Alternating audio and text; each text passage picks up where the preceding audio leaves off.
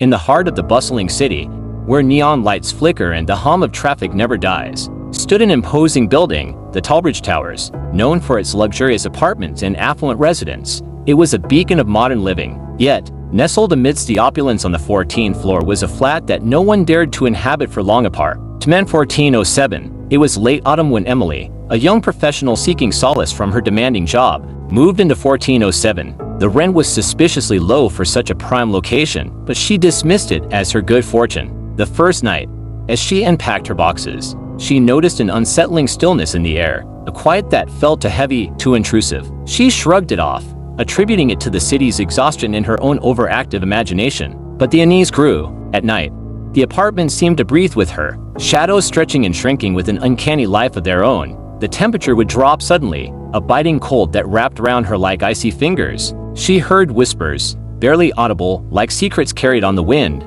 seeping through the walls. One evening, as Emily was winding down with a book, the lights flickered and died. She cursed softly, fumbling for her phone's flashlight. That's when she saw it, a silhouette standing at the end of the hallway, motionless and dark. Her heart pounded as she forced herself to look away, convinced it was a trick of the light. But when she glanced back, it was gone. Sleep eluded her that night. The whispers grew louder, almost coherent, murmuring in a language she couldn't understand. The cold intensified, and she felt a presence watching her, lurking just beyond her line of sight. The following days were a blur of fear and insomnia. Emily found herself researching the building's history, uncovering stories of previous tenants who left without a trace. Driven mad by the unseen horrors of 1407, the building itself was erected on the grounds of an old asylum, a place of despair and lost souls. Desperation gnawed at her. She reached out to a local historian who spoke of a patient named Margaret, whose spirit was said to haunt the place. Margaret had died under mysterious circumstances,